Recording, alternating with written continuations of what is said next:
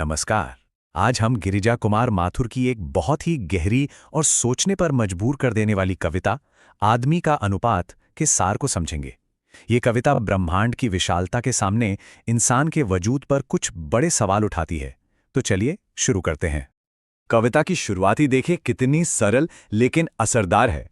एक कमरा है और उसमें दो लोग, जो जाहिर है उस कमरे से छोटे हैं। ये पंक्तियां एकदम से हमें मानवीय स्तर पर ले आती हैं और एक पैमाना सेट कर देती हैं। अब यहां से कवि हमें एक ऐसी यात्रा पर ले जाते हैं जो हमारे होश उड़ा देगी। ये एक ऐसा सफर है जिसमें धीरे धीरे इंसान और उसकी दुनिया दोनों ही छोटे और छोटे होते चले जाते हैं। देखिए कैसे परत दर परत दायरा बढ़ता जाता है। पहले कमरा, फिर वो कमरा एक घर में है, घर एक मोहल्ले में, मोहल्ला शहर में, शहर प्रदेश में और प्रदेश देश में। हर अगला दायरा पिछले वाले को अपने अंदर समेट लेता है। मतलब जैसे जैसे हमारी पहचान का दायरा बड़ा होता है, हमारा अपना आकार घटता चला जाता है। कमाल का विरोधाभास है ये। और ये यात्रा यहीं नहीं रुकती, ये हमें देश की सीमाओं से भी पार ले जाती है, सीधा अंतरिक्ष में। और वहां हमें एहसास होता है कि हमारा पूरा ग्रह, हमारी पृथ्वी, अनगिनत तारों के बीच बस एक छोटी सी इकाई है। हम सब एक छोटी सी नीली बिंदी पर सवार हैं। और माथुर जी की ये पंक्तियां इसी एहसास को क्या खूब बयां करती हैं। सोचिए, अनगिनत नक्षत्रों में हमारी पृथ्वी करोड़ों में बस एक है। ब्रह्मांड के इस विशाल समंदर में एक धूल के कण जितनी। और जब लगता है कि इससे बड़ा क्या ही होगा, तो कवि एक और बड़ा कैनवस हमारे सामने रख देते हैं। ये संभावना कि न जाने कितनी ही और पृथ्वियां, कितनी ही और दुनियाएं हो सकती हैं। इस सोच से तो अपना वजूद और भी मामूली लगने लगता है। तो अब तक हमें ये तो समझ आ गया कि ब्रह्मांड के सामने हम कितने छोटे हैं। लेकिन यहीं पर कविता एक बहुत ही दिलचस्प, एक पैराडॉक्सिकल मोड़ लेती है। अब सफर बाहर का नहीं बल्कि इंसान के भीतर का है। और यहीं उठता है कविता का सबसे बड़ा सवाल। इस विराट, इस अनंत फैलाव के सामने आदमी का अनुपात क्या है? क्या हैसियत है हमारी? और इसका जवाब सच में चौंकाने वाला है। शारीरिक रूप से तो हम इतने छोटे हैं, लेकिन हमारे अंदर ईर्ष्या, अहम, स्वार्थ, घृणा और अविश्वास जैसी भावनाएं इतनी विशाल हैं कि ये हमारे छोटे से वजूद पर पूरी तरह हावी हो जाती हैं। और इन सब में सबसे बड़ा है हमारा अहम, हमारा ईगो।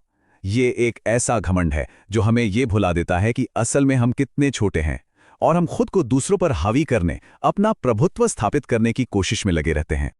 तो सवाल ये है कि ये जो अंदर का अहंकार है, ये बाहर की दुनिया में कैसे नजर आता है? इसके लिए कवि ने एक बहुत ही शक्तिशाली रूपक, एक मेटाफर का इस्तेमाल किया है। हम दीवारें उठाते हैं, लेकिन ये दीवारें ईंट पत्थर की नहीं हैं। ये दीवारें हैं बंटवारे की, नियंत्रण की, एक दूसरे पर हावी होने की चाहत से पैदा हुई दीवारें। ये टेबल कविता की पंक्तियों और उनके गहरे मतलब को बहुत खूबसूरती से समझाती है। जैसे संख्यातीत शंखों सी दीवारें का मतलब है वो सारी बनावटी सीमाएं जो हमने खींची हैं, या एक कमरे में दो दुनिया रचाता ये दिखाता है कि छोटी सी जगह में भी हम बंटवारा कर लेते हैं। और इन सब के बाद हम पहुंचते हैं कविता के सबसे मार्मिक, सबसे आयरॉनिकल हिस्से पर। वो हिस्सा जो आदमी के अनुपात का असली मतलब बताता है। यही तो सबसे बड़ा विरोधाभास है।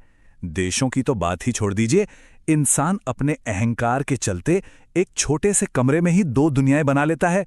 सोचिए, एक जीव जो ब्रह्मांड में एक कण के बराबर भी नहीं, वो एक कमरे को भी बांट देता है। तो आखिर में अनुपात क्या निकला? एक तरफ है ब्रह्मांड जो अनंत है, जिसमें अनगिनत दुनियाएं हैं जो एक है, और दूसरी तरफ है इंसान का अहंकार जो सिर्फ विभाजन पैदा करता है, दुनिया को छोटा करता है और सच्चाई को तोड़ मरोड़ देता है। चलिए अब गिरिजा कुमार माथुर के इस शक्तिशाली काम का जो गहरा दार्शनिक संदेश है, उससे एक बार फिर से समझते हैं। तो कुल मिलाकर ये कविता हमें बताती है कि कैसे हम ब्रह्मांड में इतने छोटे होकर भी अपने अहंकार में कितने बड़े हैं। ये हमारे अंदर की ईर्ष्या और स्वार्थ पर एक टिप्पणी है। कविता का जो दीवारें बनाने का रूपक है, वो हमारे बनाए बंटवारों को दिखाता है। और सबसे बड़ी विडंबना ये है कि हम छोटे से छोटी जगह में भी टकराव पैदा कर सकते हैं।